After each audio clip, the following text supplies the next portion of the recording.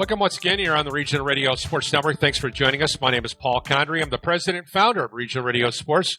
Regional Radio Sports excited about its 34th year of broadcasting high school and college sports. Once again, here we're from Indiana University South Bend.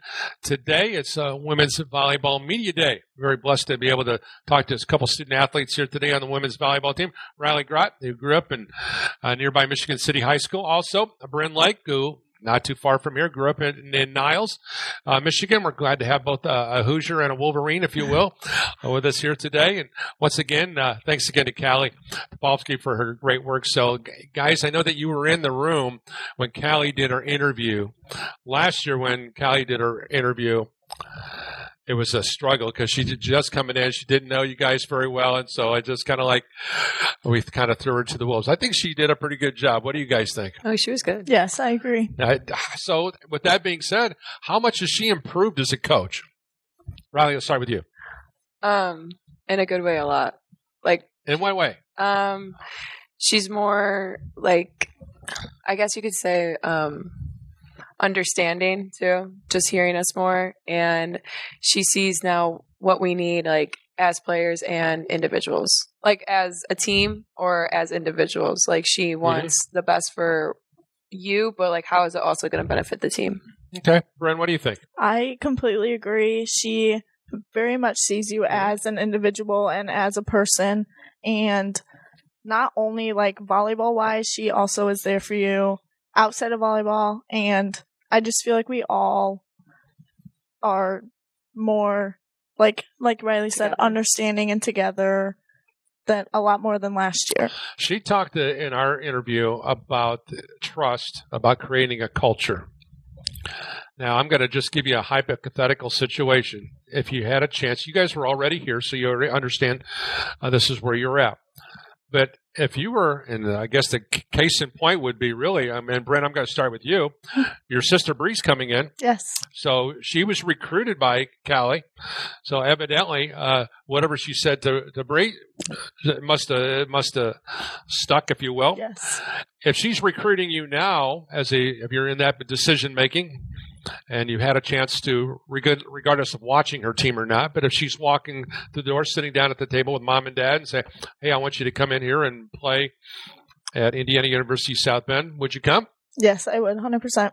What do you think, Ryleigh? Oh, yeah, definitely. I definitely would. So that's all you need to know right there. So I know there was a difficult time in the early stages last year. You guys were a little bit undermanned, if I can use that term. And there was a lot of growing pains. Ryleigh, let me start with you. The growing pains, certainly that's a very, very difficult situation. And you certainly know this. You're an elementary education major. You understand the dynamics that when you're going into first grade compared to when you're teaching third grade or fifth grade or wherever the case may be, there's always the learning curve going from point A to point B. So talk about the learning curve for the collective group of the Titans from a year ago, from where you're at coming into this year. I'm guessing it's decidedly different from one season to where we're at right now. Yeah. She came in and she told us that she wanted just to completely change everything, which was very hard for all of us that were already here. But we were ready. We were ready. But we had a lot of new recruits too that she recruited kind of last minute. So that was hard to some of the recruits now we've met early in the season. So playing with them now, it's a little bit easier, but these girls coming in, we didn't really get to know them as well. So it was just completely rebuilding the family and the culture, Coach Callie talked about, and I think we did a really good job of it, but it took a while for sure. Brynn, what was your take on how this team kind of matured? Because I thought as the season was progressing, we saw I'm going to use this terminology, we saw a lot of signs of life at the end of the season. We saw some of that culture starting to be formed. We saw there wasn't a lot of finger pointing. There was a lot of positive things, I thought, from the beginning of the season and as we closed out the season. Did you see that as well? Yes. I believe that Ryleigh said that we didn't get much time with these incomers because Callie did come in the spring. We didn't really have much time together. So I feel the beginning of the season was more of a spring season and getting to know each other more and our abilities and everything. So by the end of the year, I feel like is when it all clicked and we were really just at a high. One thing that was evident for both you guys, because you both were two-sport athletes in high school. So now for the first time in your life, you're focusing on one sport. So Ryleigh, let me start with you. Talk about the transitioning from being a two-sport athlete at Marquette High School in Michigan City to being a one-sport athlete. Did life change dramatically for you, dropping basketball? And second part of the question is, how comfortable was it for you to just concentrate on one sport? It was hard. I played basketball literally my whole life, all 4 years of high school. I actually thought about going to college for basketball. So it was hard just focusing on one sport. And, after volleyball's over with, I was so used to going straight to basketball. Yeah. But now, I had that little bit of downtime where I was like, what am I going to do? But the spring season definitely helped out, coming back. And we got a couple months off and, we don't really give it up. But still, it was hard. Obviously, Brynn, you're in the same situation, 3 years of that at high school. Give us an idea on what it was like for you leaving Niles High School and putting yourself in a position to play only one sport. Yeah, it was definitely weird not playing sports back. Like Ryleigh said, that you get a couple months of a break. Definitely it was nice for my body. But I do think that it really did keep me in shape and keep me just like an athlete, I guess you could say. So it did. I liked it. It was hard, though. I do agree. So obviously, both you guys play completely different positions. Ryleigh, you're going to be playing in the middle. Brynn, you're going to be a setter. 6 foot and 5'9", respectively, left and right. If you're looking for your stats right here. So let's talk about the importance that size has to do with being a setter. At 5'9", and I've been going through rosters, looking at some of the teams I'm going to see over here in the next few weeks and months. Give us an idea what you think the ideal height is for a setter. At 5'9", you think you're right where you need to be? I think a little taller would be nice, okay. But it's not bad. It's not the end of the world, right? No, it's not. Okay.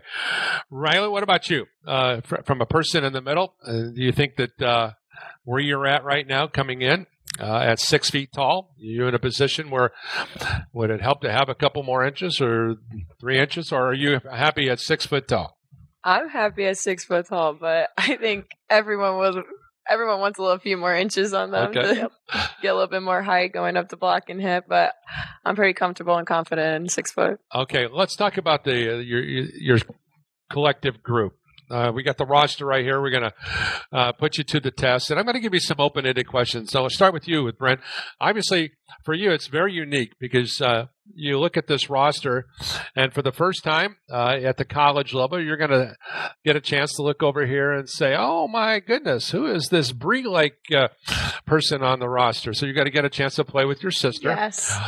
Excited about that opportunity? And tell us why. I'm so excited. We played together for 3 years in high school, and it was the best time ever. It's just, we clicked, we just are very comfortable with each other, and she's my best friend. It's just, I love playing with her. Look at the roster and pick out a couple other people on there, Brynn, and tell me, these people, if they play to their potential, we're going to be really, really good. And I'm going to give that same question to Ryleigh, but let's start with Brynn's opinion of the IUSB roster and see who she's counting on big.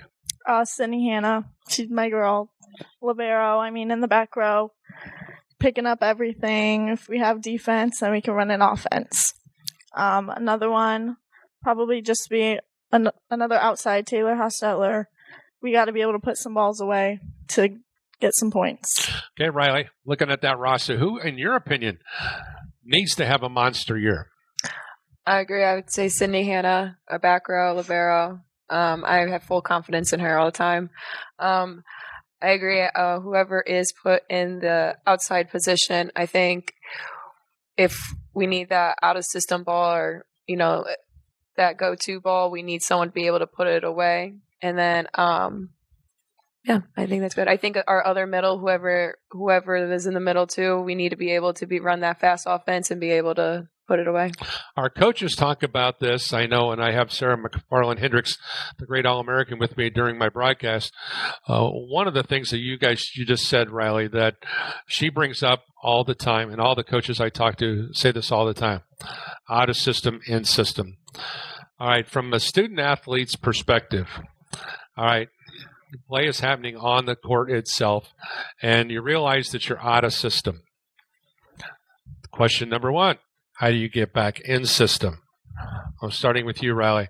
How do you get from out of system to get back in system during the course of the game itself without having to take a timeout to try to figure something out?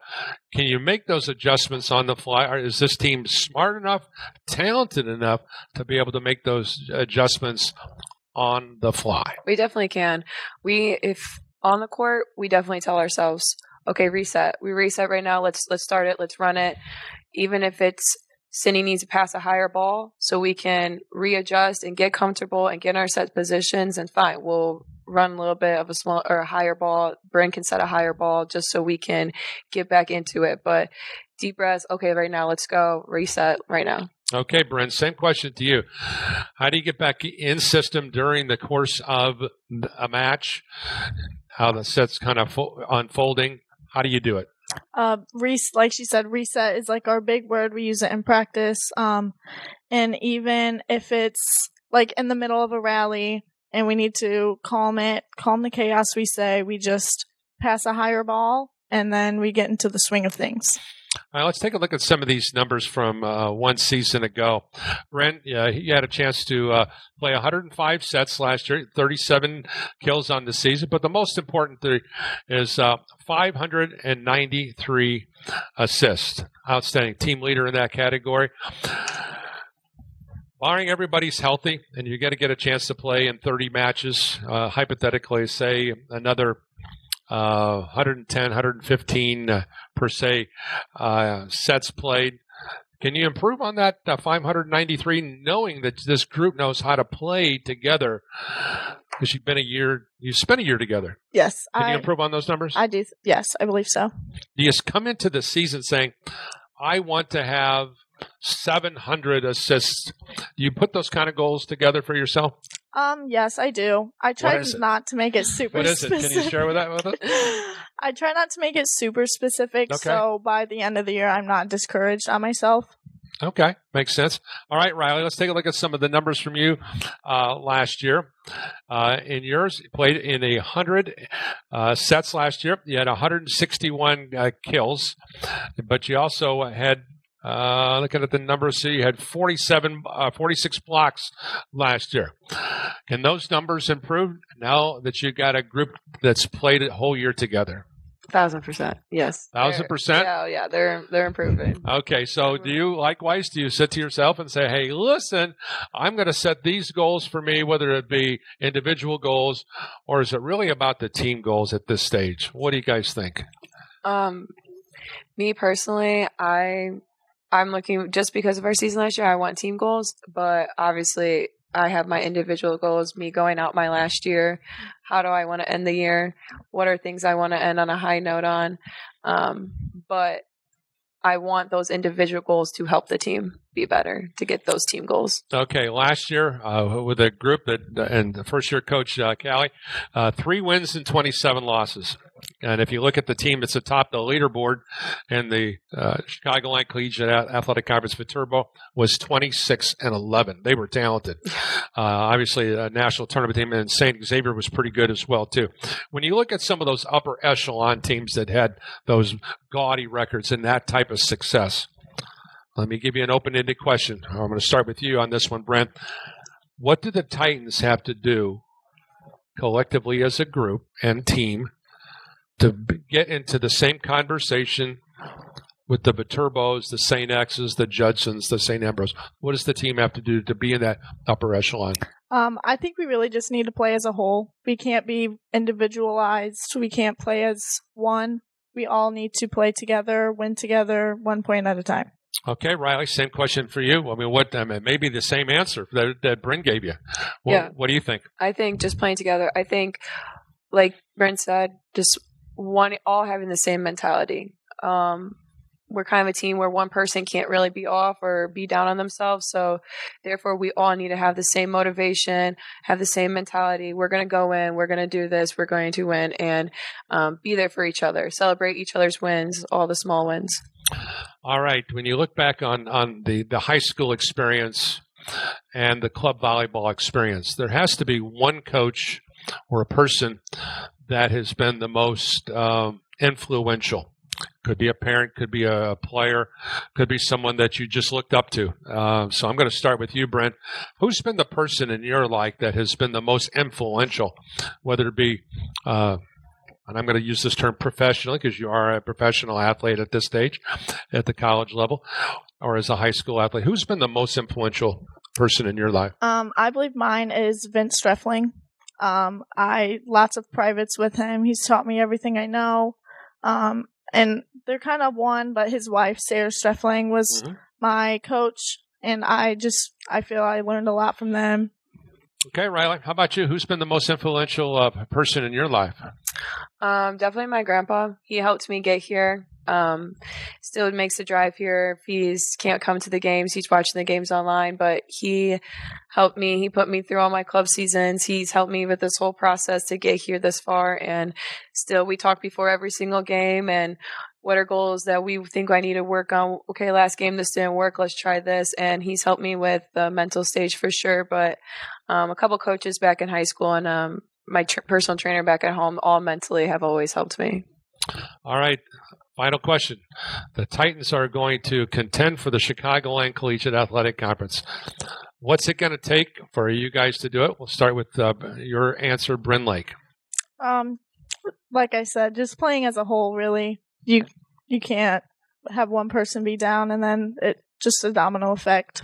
Totally agree with you. Ryleigh, your final thought as you look back on the high school and college experience thus far, and as you get ready to wrap things up here, would you go back and would you do it all over again? Oh, yeah, I would. I love it. I'm ready, but I'm not ready. I'm ready for the season. I'm ready to get some wins. I'm ready to play with these girls. But I'm going to miss it for sure. I mean, it's been my whole life, so. Well, if you want, there's always a headset available. You can join us on the broadcast team, okay? There's a couple gals who have fit really nicely into that group, guys. Thanks for taking time. We appreciate you guys. Looking forward to seeing you guys play a lot this year. I know that I'll be the primary voice for the volleyball team here at Indiana University South Bend. That's going to do it here from Women's Volleyball Media Day here in South Bend, Indiana. Thanks for joining us. Thanks again to Tanner Camp for his great work here on our production. Special thanks to Callie for her great work, and thanks again to everyone here. Don't forget IUSB Women's Volleyball right here on Regional Radio Sports all season long. I'm Paul Condry. Thanks for joining us here on the Regional Radio Sports Network.